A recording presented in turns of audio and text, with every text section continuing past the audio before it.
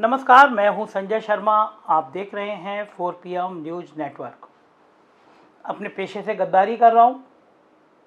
कोई पत्रकार दूसरे पत्रकार के खिलाफ बोलता नहीं है, कोई वकील दूसरे वकील के खिलाफ बोलता नहीं है, मगर मुझे तो आपसे वादा है कि सच सच बोलना है, खरा खरा बोलना है। तो आज मैं एक नाजुक विषय पे बात करना चाहता हूं। विषय है कि क्या कारण है मीडिया विपक्ष को दिखाना नहीं चाहता। बात मैं कल के मुद्दे पे करूंगा, समाजवादी पार्टी के बड़े प्रदर्शन पे करूंगा। उत्तर प्रदेश का कोई जिला, कोई तहसील, कोई थाना ऐसा नहीं था जहां कल समाजवादी पार्टी का प्रदर्शन ना हुआ हो।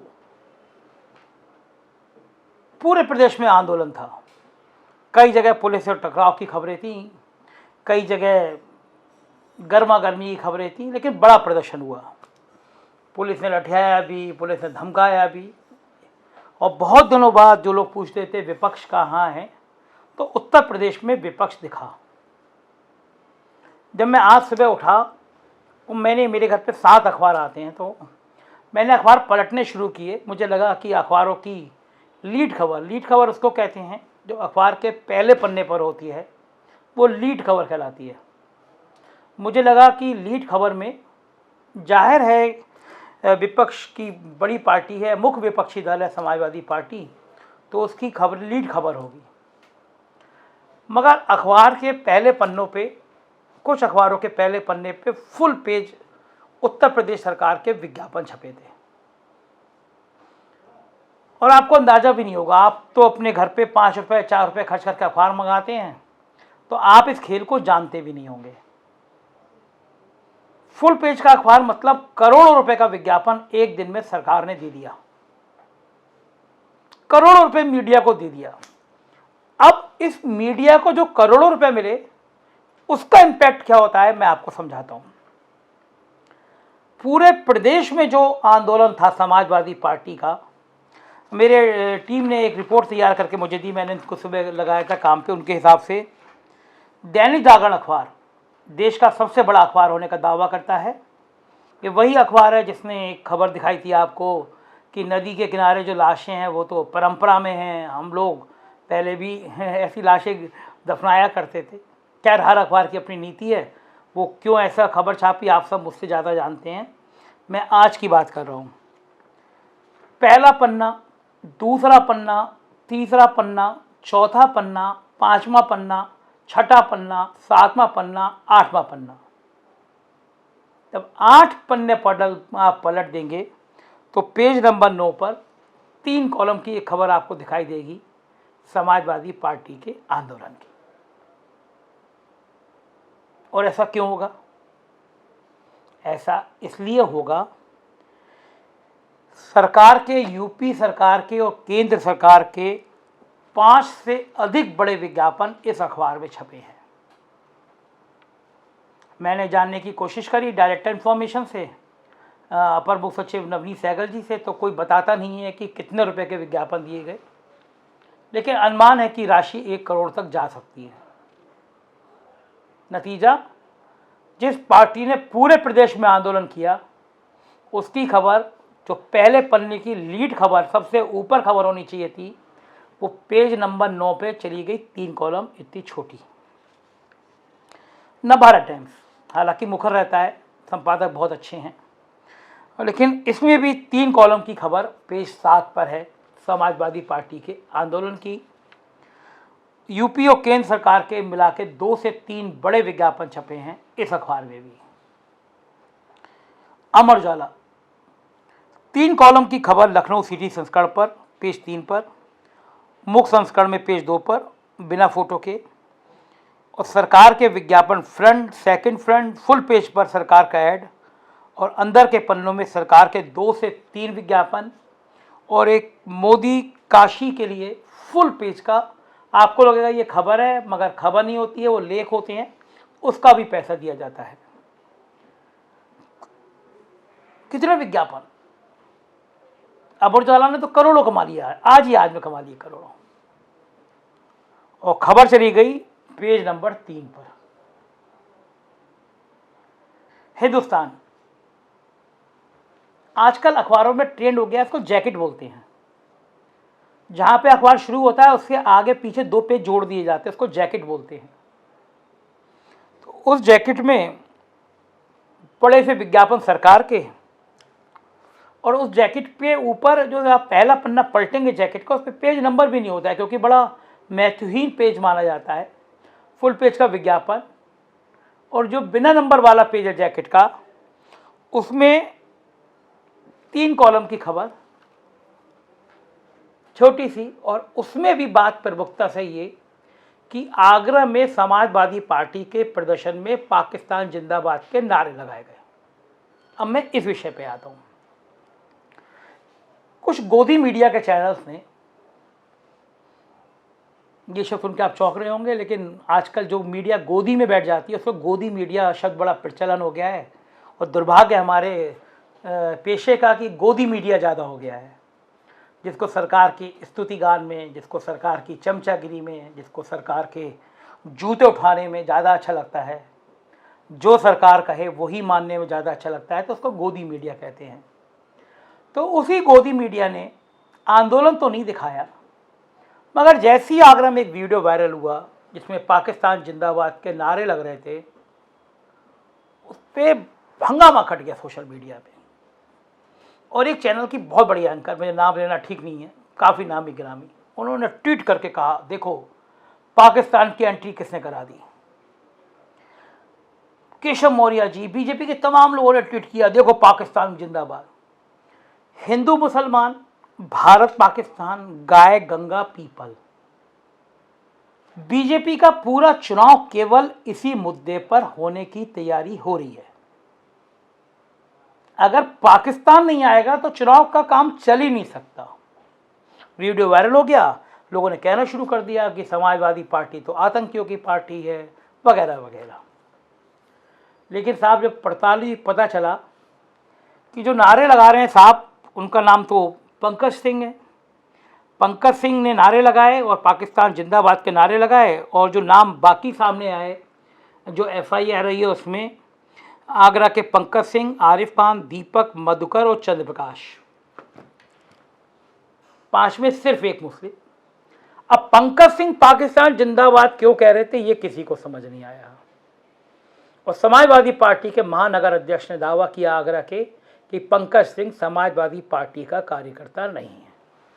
तो आप स्ट्रेटेजी समझिए, जब विपक्ष सड़कों पर हो, जब विपक्ष आंदोलन कर रहा हो, तो कोई पंकज सिंह, कोई संजय शर्मा, कोई वैभव चतुर्वेदी, कोई दिवाकर त्रिपाठी, ये चले जाएंगे और नारा लगाएंगे पाकिस्तान जिंदाबाद। और गोदी मीडिया बस तुरंत जोड़ देगी, देखिए साहब तो आतंकवादी हैं। वो तो अच्छा हुआ कि पंकज जी पहचान में आ गए, उनके संग के 4 हिंदू लड़के पहचान में आ गए, वरना तुरंत वो दाढ़ी, मुसलमान, आतंकवादी, सब कॉकटेल तैयार रहता है एकदम, मतलब मिनटों का काम है कॉकटेल बनाना। तो जब पंकज सिंह सामने आ गए तो उस गोदी मीडिया ने आज क्यों नहीं बड़ा बड़ा छापा कि नारे लगाने वाले तो पंकज सिंह थे, या चैनलों ने क्यों नहीं दिखाया, या वो महान हस्ती जो ट्वीट करके कह रही थी पाकिस्तान में एंट्री किसने कराई, उसने क्यों नहीं कहा कि इसमें तो पंकज सिंह पीछे हैं। ये खेल है, ये खेल है। तो मीडिया किस स्तर तक गिर गया है। मीडिया विपक्ष को दिखाएगा, किसको दिखाएगा, मैं उस पर भी आता हूं। मीडिया ओवैसी को दिखाएगा। समाजवादी पार्टी पूरे प्रदेश में प्रदर्शन कर रही है, खबर छोटी सी है, मगर ओवैसी जी इतने बड़े हैं। कारण, ओवैसी जब भावुकता वाले भाषण देंगे तो कुछ मुसलमान वोट उधर चले जाएंगे, ऐसा बीजेपी के नेताओं का मानना है। अब ओवैसी जितने मुसलमान वोट काटेंगे उतने वोट समाजवादी पार्टी के कटेंगे, क्योंकि समाजवादी पार्टी मुख्य विपक्ष में। प्रियंका गांधी योगी जी को चुनौती देती हैं, अखिलेश यादव योगी आदित्यनाथ को चुनौती देते हैं, मगर उनकी चुनौती स्वीकार नहीं है। ओवैसी की चुनौती योगी जी स्वीकार करते हैं। ओवैसी ने कहा कि हमें योगी जी को दोबारा मुख्यमंत्री नहीं बनने देंगे। योगी जी ने कहा ओवैसी जी बड़े नेता हैं, हैदराबाद के बड़े नेता हैं, हमें उनकी चुनौती स्वीकार है। मीडिया से कहा गया है ये 7-8 करोड़ के जो पैकेज दिए गए हैं उसमें ओवैसी को ज़्यादा से ज़्यादा दिखाना है। कोई भी एक फालतू का मुद्दा, कोई भी एक योगी जी पे हमला, कोई भी एक मंदिर पे हमला, कोई भी मोदी जी पे हमला ओवैसी करेंगे और आपकी यही गोदी मीडिया बड़ा बड़ा ओवैसी दिखाएगी, लेकिन अखिलेश यादव नहीं दिखाएगी, क्योंकि लड़ाई बीजेपी की समाजवादी पार्टी से है। तो क्या मीडिया भी एक पार्ट हो गया सत्ता का? और कब से हो गया है?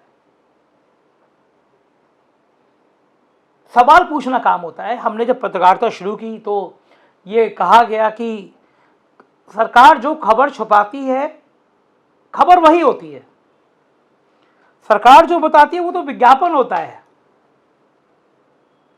अफसोस कि बड़े से बड़े संस्थान अब विज्ञापन छापते हैं, खबर नहीं छापते। तो क्या करें लोकतंत्र में? वैकल्पिक मीडिया बड़ा माध्यम बन रहा है। इन अखबारों के यूट्यूब चैनल, इन खबरों के यूट्यूब चैनल से कहीं ज़्यादा दर्शक मेरे इस शो में आने लगे हैं। आप उठा के देख लीजिएगा चैनल का, जो स्टेट में यूपी का ढूंढिएगा, बाकी चैनल का नाम लेना ठीक नहीं है, उनके व्यू देखिएगा, उनसे 3 गुना 4 गुना व्यू मेरे 4 PM न्यूज़ नेटवर्क पे आ रहे हैं। दुनिया के 90 देशों में 4 PM न्यूज़ नेटवर्क देखा जा रहा है, मुझे सुना जा रहा है। मेरी शक्ल अच्छी है? शक्ल भी अच्छी नहीं है, दाढ़ी भी सफ़ेद हो गई, अब तो ज़्यादा स्मार्ट भी नहीं हूँ, मगर क्यों सुना जा रहा है? इसलिए सुना जा रहा है कि मैं सच बोलने की हिम्मत कर रहा हूँ। परेशानी होती है, मुझे भी बहुत हो रही है। तरह तरह की गुमनाम खत पर 5 लाइन का लेटर एक बड़े अफसर ने, मैंने उसके कारनामों की खबर छापी थी, रिश्वत की। उसने अपने दफ्तर में बैठ के एक आदमी से 5 लाइन की चिट्ठी लिखाई कि इन पे बहुत अवैध संपत्ति है, ना नाम का पता था, ना बाप का नाम पता था, और मेरे खिलाफ जांच सेटअप कर दी गई। कभी नहीं सुना होगा आपने। जिस अफसर के खिलाफ मैंने खबर छापी, उसी अफसर ने अपने दफ्तर में बैठा के 5 लाइन की चिट्ठी लिखकर और मेरे खिलाफ जांच सेटअप करा दी। लेकिन मैं उनमें से नहीं, डर जाता। मैंने भी उस अफसर की पूरी पत्रावली तैयार करी है। बहुत जल्दी दिल्ली में जाके जो भी माध्यम बनेगा, मैं भी उस अफसर की जांच कराऊंगा। मैं उन लोगों में से हूं जो डरते नहीं हैं, जो योद्धा की तरह लड़ते हैं। STF ने मेरे दोस्त को बुला के बिठाया, परेशान किया, मुझे धमकी दी जा रही है कि यूट्यूब बंद कर दो, डिबेट बंद कर दो। बड़े अफसर कहते हैं कि तुम्हारे खिलाफ FIR की तैयारी चल रही है। लेकिन अगर मैं डर जाऊंगा तो ये दुनिया के 90 देशों में जो मुझे सुना जा रहा है वो मुझे सौभाग्य नहीं मिलेगा। कोई दिन ऐसा नहीं जाता जब देश के अलग अलग राज्यों में मेरे पास फ़ोन नहीं आता हो कि आप बहुत अच्छा काम कर रहे हैं। आज सुबह से कर्नाटका से, राजस्थान से 3 फ़ोन आए हैं, नंबर ढूंढ ढूंढ के। तो ये है सच की ताकत। मैं भी आपसे सहयोग चाहता हूँ। आप लोग जितने लोग हैं, सिर्फ मेरे का साथ दीजिए। कम से कम 10-10, 15-15 लोगों से और कहिए, सब्सक्राइब करें इस चैनल को, सुने इस चैनल को, एक दूसरे के साथ वायरल करें। हमारी आपस की ताकत, आपस की बॉन्डिंग, आपस की दोस्ती ही सच सामने ला सकती है। हम सब मिलकर मजबूत होंगे तो हम ऐसी ताकतों का मुकाबला करेंगे जो लोकतंत्र को खत्म करना चाहते हैं। अगर आप मेरी बात से सहमत हैं तो आज आपके घर में जो भी अखबार आया है उसको उठा के देखिए। आप भाजपा के समर्थन है तब भी देखिए, तब भी ये मानिए कि जो अखबार आज पूरे प्रदेश पे विपक्ष के आंदोलन को खबर नहीं दिखा रहा, कल को सरकार बनेगी तो वो बीजेपी की खबर भी नहीं दिखाएगा। इसलिए ऐसे संस्थानों का, ऐसे मीडिया का बायकॉट करिए। सोशल मीडिया पे लिखिए कि पत्रकार आईना होता है समाज का।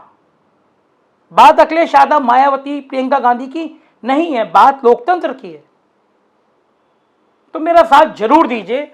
लोगों से कहिए ये 4 PM को सब्सक्राइब करें, क्योंकि यही बात सुनाई देगी आपको सच की। मेरा साथ दीजिएगा, चैनल सब्सक्राइब करिएगा, मुझे सुझाव भेजते रहिएगा। मैं आपके साथ हर पल, हर सेकंड सच बताने के लिए खड़ा रहूँगा, चाहे मुझे इसकी कीमत कुछ भी चुकानी पड़े। Thank you.